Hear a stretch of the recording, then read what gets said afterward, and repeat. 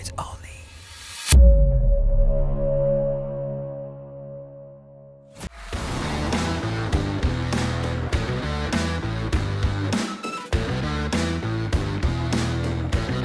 Salut à tous, aujourd'hui Motor Live Motostation est en Autriche sur un petit circuit de test pour les voitures mais aussi façon supermoto pour tester justement deux motos supermotards, la KTM 690 FMC et puis la Husqvarna 701 Supermoto. On va faire un test sur circuit, sur route, en marge d'un essai de pneus. Je vous spoil un peu. Un pneu évidemment Supermoto, un pneu de marque allemande qui fait aussi dans le pneu automobile, voilà. Donc vous devinez un petit peu, ça commence par un C. Allez! Regardez ces deux supermotards. Donc on a la KTM 690 SMCR que vous voyez ici, orange, facile à reconnaître. Et la Husqvarna 701 Supermoto. Bon, c'est les deux mêmes motos, hein, sauf la hauteur de selle qui diffère. D'ailleurs, la hauteur de selle, regardez-moi ça, c'est assez haut. Moi, je mesure 1m68. Allez, on est à bord de la Husqvarna SM701 et je suis le tour guide, celui qui nous ouvre la route pour cet essai. Il a une KTM SMC 690. Je suis trop content. Essayer un petit supermoto, ça me rappelle ma jeunesse, hein, puisque j'ai eu un supermoto. Pas le plus beau supermoto qui a existé. J'ai eu une MZ Bagheera. Ouah, c'était pas très beau ça, MZ Bagheera. C'est la cousine de la Mastiff qui était encore plus moche. On retrouve des sensations avec une moto typée supermoto, donc typée aussi enduro, très étroite, toute fine, toute légère. On a l'impression d'être assis au milieu de la moto sur une selle sur laquelle on peut se reculer, s'avancer à l'envie. On découvre aussi le moteur monocylindre. Alors un monocylindre, forcément ça vibre, un mono qui ne vibre pas c'est un mono qui ne vit pas tout simplement, mais c'est pas exagéré, c'est très digeste parce que justement le moteur a été retravaillé par le groupe KTM, débarrassé de ces vibrations. Je vous en parlerai dans la partie technique. Là sur Petite Nationale, le moteur accepte sans problème de rouler, vous voyez, 72 km/h, 5e. Bon, si on met la 6e à 70, on est un peu sur le seuil de souplesse, hein. C'est un peu limite quand même. On peut le faire mais ça cogne un peu. Donc 5e c'est mieux, il faut attendre d'être à 80, 90 pour mettre la 6 et là on est vraiment sur le couple et sur la force du moteur. Moto très légère, on le sent facilement dans les balancées, hein. Wow, comme c'est souple, comme c'est léger, pardon. Et ça c'est incroyable. On sent aussi la rigidité, ça on le sentira beaucoup plus dans les portions de virage. C'est un supermoto de route moderne, donc assez rigide au niveau de son cadre. Et donc ça fait une moto qui est vraiment très stable et qui vraiment est très rigide. Donc il n'y a pas de problème on n'a pas l'impression d'être assis sur une moto très souple, très typée enduro. C'est vraiment typé route en fait. La qualité des suspensions, parce que là on est sur du WP Apex, donc les suspensions haut de gamme que l'on peut trouver sur des KTM, sans assistance électronique, on est sur un supermoto, c'est une moto simple, ajustable bien sûr, mais des gros diamètres, 48 mm pour la fourche, c'est des grosses suspensions bien qualitatives et ça se ressent, ça va effacer rapidement les trous, les bosses, ça va hyper bien amortir et en même temps on va avoir un toucher de route assez exceptionnel. Déjà là on est sur un mono hyper performant, 74 chevaux, franchement orienté couple quand même, c'est toujours une culture mono façon groupe KTM, donc on est plus sur le couple à mi-régime, la patate en bas, que l'allonge vraiment très très haut. C'est un moteur qui prend 9000 tours pour la puissance, 6500 tours pour la crête de couple, donc c'est vraiment un caractère de mono. Et sur la route c'est génial parce qu'on se retrouve avec beaucoup de couples à mi-régime et finalement un moteur qui est très adapté aux petites routes sinueuses, là où on doit utiliser la moto, et puis en national, départemental en général.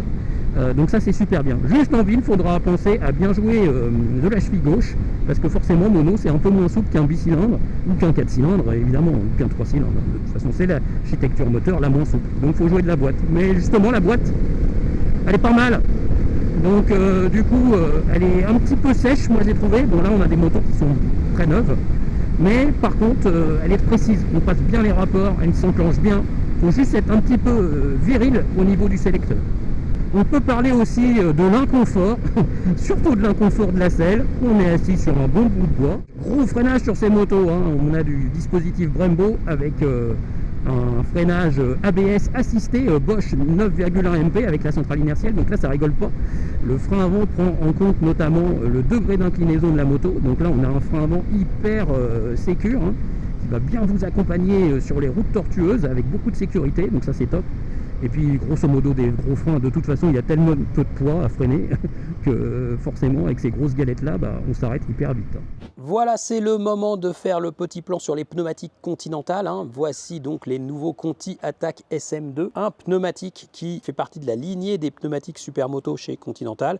Pensez donc, le Conti Attack SM est né en 2011, le Conti Attack SM Evo est arrivé en 2018 avec simplement un changement au niveau du composé de gomme, et voilà, en 2024, donc carrière très très longue pour les Conti Attack SM, voici le Conti Attack SM2 en 2024, qui lui évolue bien plus, bien davantage, notamment au niveau de la forme du pneu, des sculptures, voilà, donc avec des sculptures entièrement retravaillées sur ce pneumatique 2024, à l'avant comme à l'arrière. À l'avant, des longues saignées de manière à garantir l'évacuation de l'eau et garantir un très très bon freinage en ligne sur le mouillé. À l'arrière, pas beaucoup de sculptures, mais des petites entailles voilà, très, très inclinées ici, et puis surtout très très peu de sculptures sur les épaules parce que c'est presque un slick. Pourquoi? Parce qu'on va améliorer le grip sur l'angle, c'est la volonté de ce pneu qui est à vocation sportive et très fun. À noter qu'il n'existe pas en grande taille, il se limite à des tailles arrière assez étroites parce qu'il a vocation à équiper les Supermoto 700, notamment la Husqvarna SM 701, la KTM 690 SMCR bien sûr. Il n'a pas vocation à équiper des motos de 1000 cm3 et plus, parce que notamment il a été développé sans prendre en compte la stabilité extrême à haute vitesse. C'est un pneu qui se veut agile, qui se veut fun. On peut le retrouver avec des tailles plus petites pour équiper des motos naked, des motos roadster comme la KTM 390 Duke que nous avons pu essayer sur le circuit. Et franchement, elle revit par rapport à ces Michelin Road 6 là où ça va pas du tout. Avec ces pneus là, elle colle par terre, elle est hyper agile, elle est hyper fun, très saine. On s'est régalé, vraiment. Donc un pneumatique qui a aussi reçu le renfort du Black Shield et le renfort de la silice au niveau du pneu avant, notamment pour assurer un meilleur comportement lors des températures hivernales et sur les bitumes un peu mouillés. Voilà, donc ça va améliorer le comportement de ce point de vue. La durée de vie du pneumatique, donc c'est un pneu avec un seul composé de gomme, c'est pas un pneu bigomme, voilà, donc c'est un pneu qui va s'user de façon à peu près égale normalement entre l'avant et l'arrière, et qui a été revu dans sa construction pour garantir un peu plus de quelques milliers de kilomètres en plus par rapport à son prédécesseur. Voilà pour ce que l'on peut dire de ce pneu que nous n'avons pas pu tester dans des conditions froides. Il faisait toujours très très chaud, donc la mise en température on n'est pas très sûr, mais de toute façon très très vite, quand on s'est arrêté au bout d'un ou deux virages, ça y est, on pouvait prendre du fun avec ce pneumatique.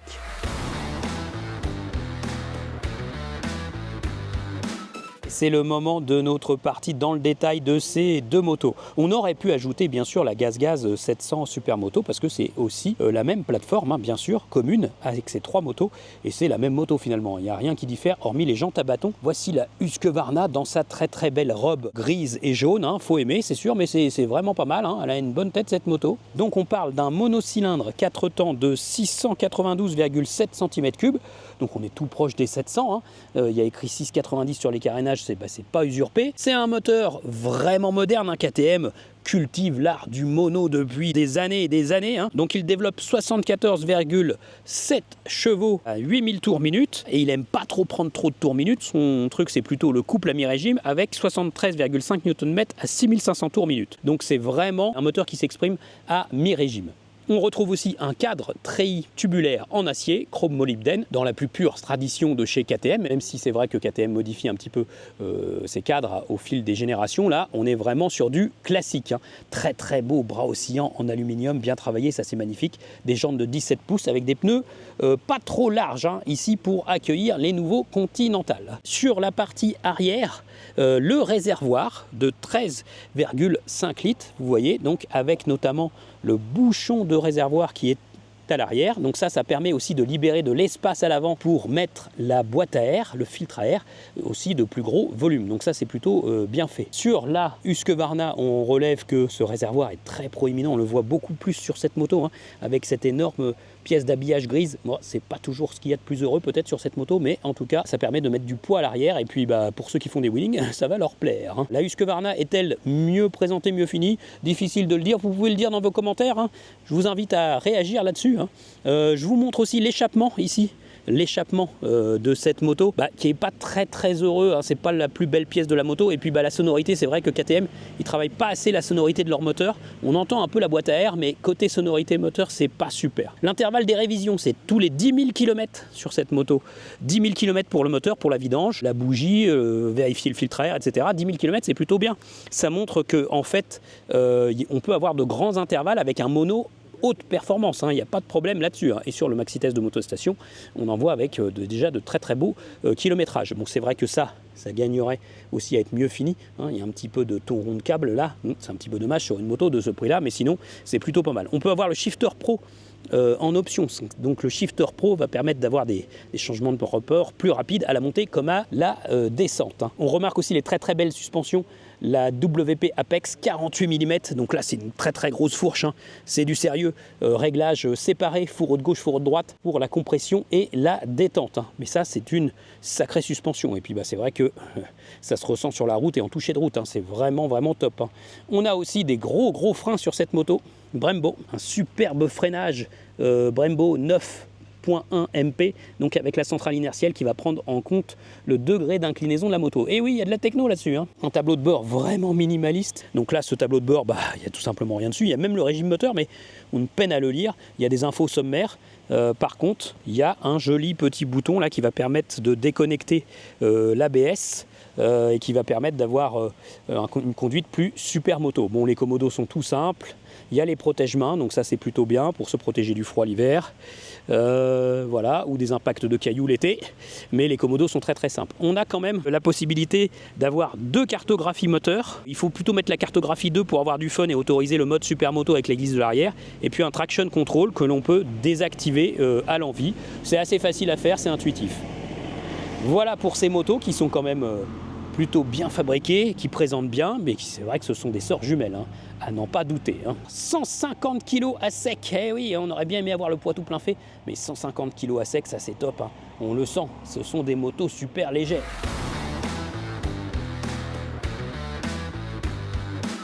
Voilà, fin de journée en Autriche pour l'essai de ces 2 supermotes et de ce pneu, hein. Finalement, c'est un triple essai, enfin un triple, non, finalement un double, puisque oui, on a bien essayé un pneu et on a essayé finalement qu'une moto, puisque ces 2 motos se ressemblent comme 2 gouttes d'eau, hein. C'est vraiment des sœurs jumelles.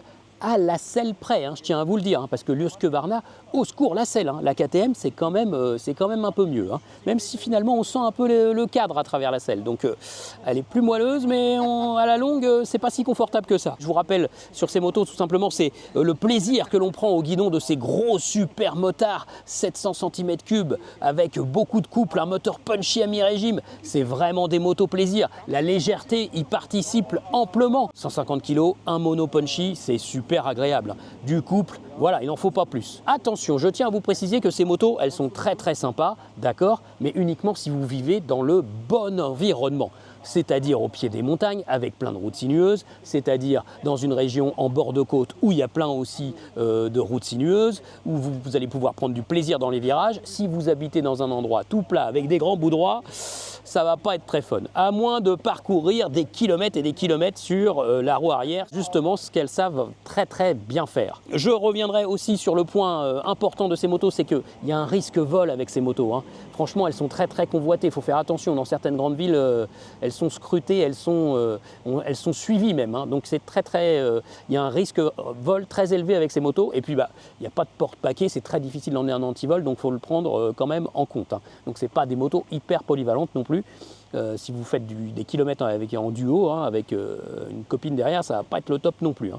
Mais ce sont vraiment des motos plaisir. Un gros mono à l'ancienne, mais avec de la techno, à l'ancienne parce qu'il y a beaucoup de couples, avec de la techno dedans, et puis voilà, du punch, 74 chevaux, pas mal de couples, et de la légèreté, c'est vraiment le top. Reste enfin la question du prix, parce qu'à 12 649 €, et finalement, elles sont quand même très chères, hein, ces motos. Et puis surtout, nous les avions essayé en 2019 par Rémi à 10 699 €. Donc on ne comprend pas vraiment l'inflation tarifaire qu'elles présentent. Finalement, elles sont très chères parce qu'elles se rapprochent du prix de certains roadsters sportifs sur le marché, et on a déjà un très beau roadster sportif à ce prix-là, hein. Donc il faut réfléchir là-dessus. Voilà, je vous laisse là-dessus, méditez, commentez sous la vidéo bien sûr.